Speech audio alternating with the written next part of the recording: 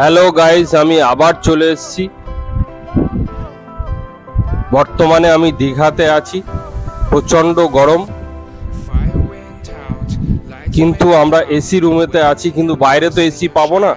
অত্যন্ত গরম, সারা দুপুর বেরোতে পারিনি, তাই বিকালে একটু বেরিয়েছি আপনাদের জন্যে ছোট্ট একটা ভিডিও করার জন্যে। প্রথমে আমি একটা 4 চাকা বোলেরো গাড়ি ঠিক করেছি, ভাড়া নিয়েছি, এসি নিয়ে 700 টাকা। আমরা 4টে সাইট সিন করব।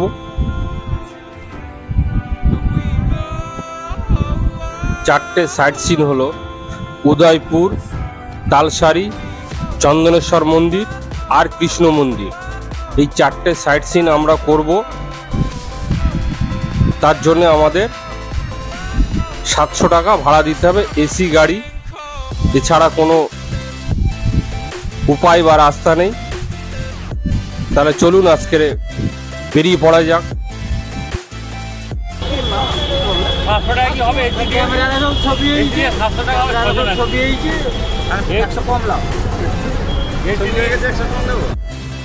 তাহলে আপনারা শুনলেন এবং জানতে পারলেন, এসি নিয়ে 700 টাকা দেবো আমরা। 4টে সাইট সিন আমাদের ঘুরিয়ে দেখাবে।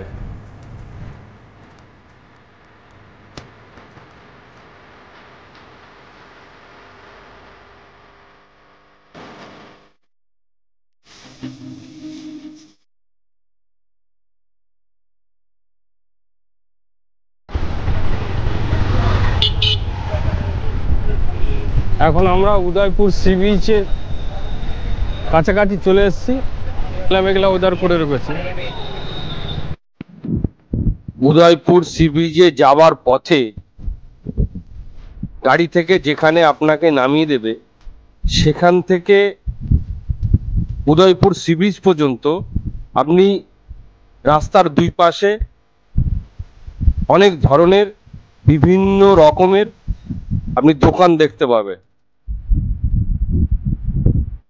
আর এটা হলো উদয়পুর সি বিচ। এই উদয়পুর সি বিচে যারা একটু পার্টি টাটি পছন্দ করে, তাদের জন্য তো দারুণ জায়গা।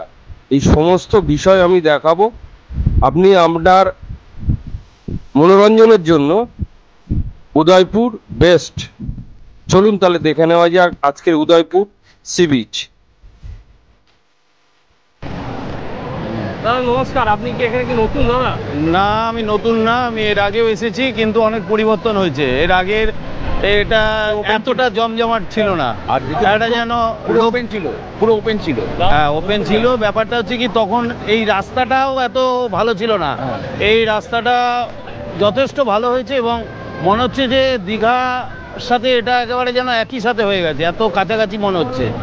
ভালো। আপনি কোন জায়গায় দাঁড়িয়ে আছেন? আমি এটা এখন উড়িষ্যা, এটা বর্ডার ঠিক Udaipur sea beach. Udaipur sea beach, কিন্তু এটা উড়িষ্যার মধ্যে পড়ে যাচ্ছে। আপনি এখানে এসে কি কি দেখতে পাচ্ছেন দাদা? এই আমি তো মাত্রই আসলাম, তো অনেক কিছুই ভালো লাগছে দেখতে। এখন সামনে তো দেখছি ওই দীঘায় যেরকম বোল্ডার ফেলার ফলে অনেকেই নামতে পারে না, আর কি সমুদ্রের কাছে যেতে পারে না। এখানে একটা জিনিস কি, এটার আকর্ষণ এই কারণে আরও বেড়ে যাচ্ছে যে অন্তত সমুদ্রের ওই সমস্ত সুবিধাগুলো তো আছেই, একদম সামনে আসতে পারছে। এছাড়া এক্সট্রা আছে কি, এখানে বসে খাওয়া দাওয়ার ব্যাপারগুলো মনোরঞ্জন করতে পারবেন। সব রকমের মনোরঞ্জনের ব্যবস্থা আছে। আপনারা কোথা থেকে আসছেন দাদা? আমরা দমদম থেকে এসেছি। গ্রুপে আছেন আপনারা? হ্যাঁ হ্যাঁ, আমাদের মাননীয় কাউন্সিলর জয়ন্তী স্যার নেতৃত্বে আমরা সবাই একসাথে এখানে এসেছি। উদয়পুর সি বিচে আমরা এসে আমাদের খুব ভালো লাগছে। এখানে সব রকম মনোরঞ্জন করার ব্যাপার রয়েছে। এখানে ভাজা মাছ থেকে শুরু করে কাঁকড়া সহ বহু জিনিস আমরা দেখতে উপভোগ করতে পারছি। আমরা ভীষণভাবে এনজয় করছি। কাঁকড়া থেকে মাছ, এই সমস্ত আমরা সব কিছু আমরা নিজের চোখে দেখতে পাচ্ছি। আমরা খুব ভালো লাগছে, এনজয় করতে পারছি। আমরা আগামী দিন আমরা হয়তো দীঘার সি বিচ থেকে আমরা দীঘার সি বিচ থেকে আমরা উদয়পুর এই সি বিচে আমরা এসে স্নান করব। ঠিক আছে, ধন্যবাদ। হ্যাঁ,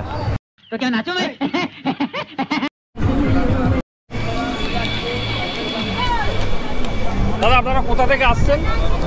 আমরা এসেছি কলকাতা থেকে এসেছি। Kolkata picnic garden, Kolkata picnic garden. হ্যাঁ। আচ্ছা, এখানে কি কি খাচ্ছেন আপনারা? আমরা এই একটু বিয়ার খাচ্ছি আর একটু কাঁকড়া খাচ্ছি। এখানে কাঁকড়াটা ফেমাস আছে।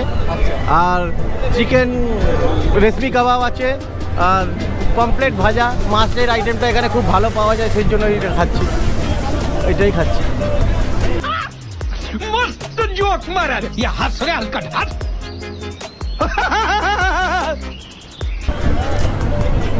বৌদিকে জিজ্ঞাসা করবো রান্নার টেস্টটা কেমন। বৌদি, রান্নার টেস্ট ভালো, বাবাই বলবি।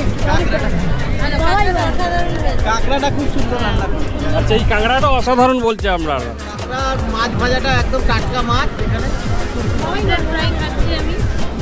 বাবু, কোথা থেকে এসছো তুমি? কলকাতা কলকাতা কোন জায়গা থেকে? Picnic garden. এই উদয়পুর সি বিচে একটা কথা কিন্তু মাথায় রাখবেন, আপনারা বিয়ার নিয়ে এই উদয়পুর সি বিচে পার্টি করতে পারবেন, কিন্তু ইংলিশ মদ নয়। ইংলিশ মদ দেখলে কিন্তু পুলিশ আপনাকে অ্যারেস্ট করে নেবে। এটা থেকে সতর্ক বা সাবধান থাকবেন।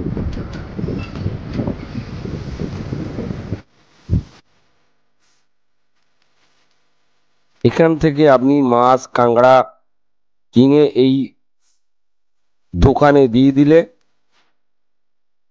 আপনাকে সুন্দর করে রান্না করে আপনাকে পরিবেশন করবে।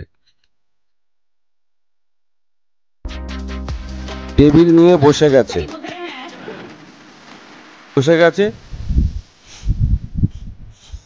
সব থেকে বড় কথা, এখানে একটা বোল্ডার দেখছি না আমি। দারুণ জায়গা, খুব সুন্দর অপূর্ব জায়গা।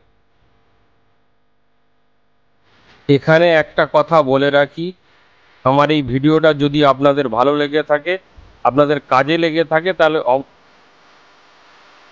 অবশ্যই লাইক এবং শেয়ার করবেন এবং পাশে থাকা বেল আইকনটি অন করে রাখবেন।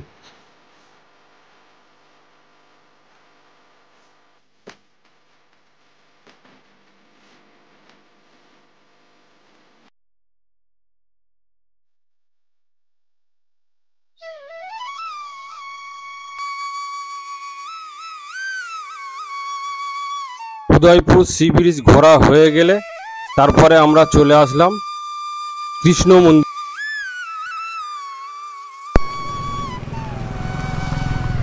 এখন আমরা দেখতে যাব রাধা কৃষ্ণ মন্দির।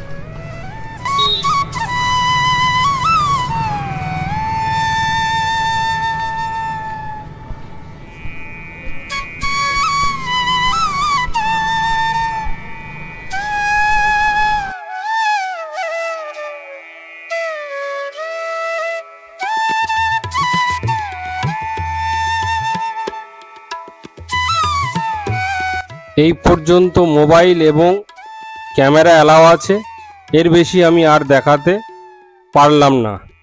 ভিতরে ক্যামেরা এবং মোবাইল প্রবেশ নিষিদ্ধ আছে।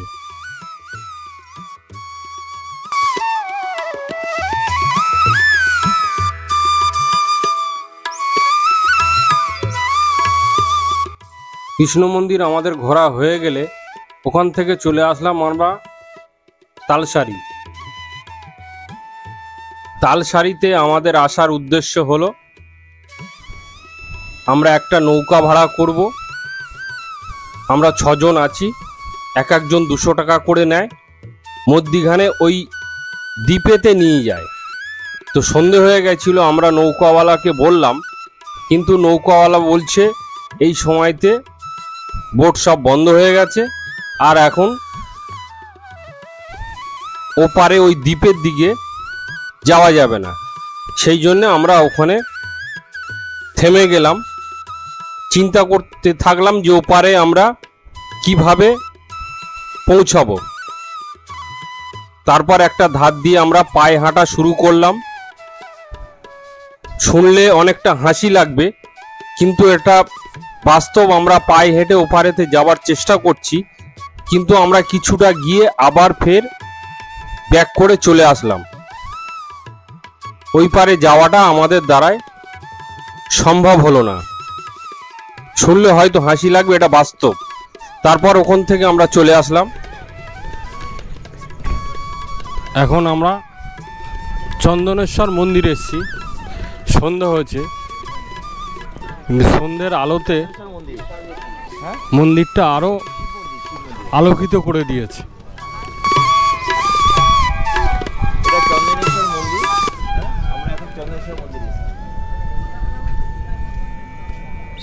চলুন একটু ওই পাশটা দেখা যাক।